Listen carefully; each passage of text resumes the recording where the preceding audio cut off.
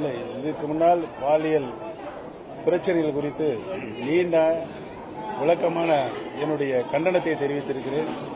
மாண்புமிகு முதலமைச்சர் அவர்கள் தன் கையில் வைத்திருக்கின்ற சட்டம் ஒழுங்கின்படி கடுமையான நடவடிக்கை எடுக்க வேண்டும் என்பதுதான் மக்களுடைய கோரிக்கையாக இருக்கிறது.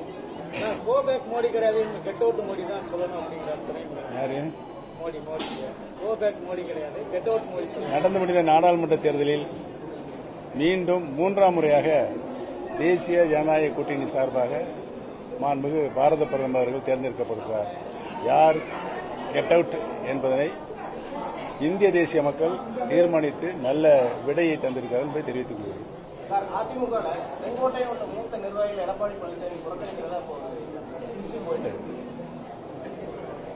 அருமையண்ணன் செங்கோட்டையன் அவர்கள் தன்னுடைய இதயத்தில் இருந்த மனசுமையை வெளிப்படுத்தியிருக்கிறார்கள். அவருடைய வாதம் உணர்வுபூர்வமான வாதமாகத்தான் நான் எடுத்துக்கொள்கிறேன்.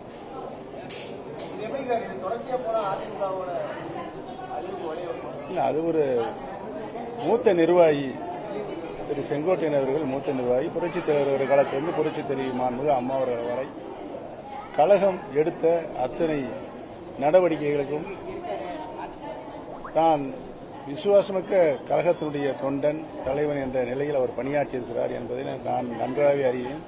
ஏனென்று சொன்னால் நானும் அவரும் மாண்புமிகு அம்மா அவர்கள் சொன்ன அத்தனை பணிகளையும் தமிழகத்தில் இருக்கின்ற அத்தனை சட்டமன்ற தொகுதிகள், நாடாளுமன்ற தொகுதியில் பயணித்து பணியாற்றியிருக்கிறோம். அதில் எந்தவித வெறுப்புக்கும் இல்லாமல் கட்சிக்காரனுடைய பணியாற்றக்கூடிய ஒரு நல்ல தலைவராகத்தான் நான் அவரை பார்க்கிறேன். அதைத்தானே நாங்கள் சொல்லிட்டே இருக்கிறோம். பிரிந்து கிடக்கின்ற அனைத்து இந்திய அண்ணா திராவிட முன்னேற்றத்தை நடத்திய சக்திகள், தொண்டர்கள், புரட்சித் தலைவர் எம்ஜிஆர் அவர்கள் இந்த இயக்கத்தை தொண்டர்கள் இயக்கமாகத்தான் உருவாக்கினார்கள். இன்றைக்கு தொண்டர்கள் மிகுந்த வருத்தத்தில் இருக்கிறார்கள்.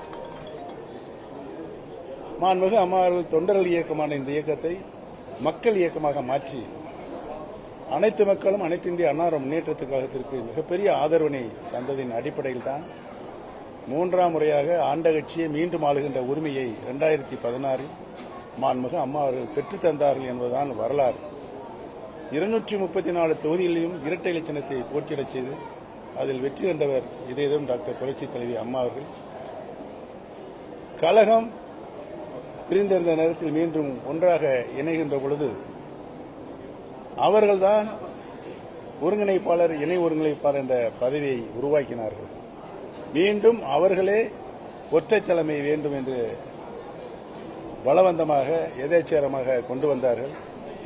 அவர்கள் சொல்லிய காரணம், ஒற்றை தலைமை இருந்தால் வருகின்ற அனைத்து தேர்தலும் அனைத்து இந்திய அண்ணா முன்னேற்ற கழகத்தை திரு பழனிசாமி அவர்கள் வெற்றியடை செய்வார்கள் என்றுதான் அவர்கள் சொன்னார்கள். ஆனால் தலைமையேற்ற ஒற்றை தலைமை, அவர் தலைமையேற்றதுக்கு பின்னால் நடைபெற்ற அனைத்து நாடாளுமன்ற, சட்டமன்ற, ஊரக, உள்ளாட்சி தேர்தல், நகராட்சி தேர்தல், மாநகராட்சி தேர்தல் அத்தனையுமே தோல்வியை கண்டிருக்கிறது.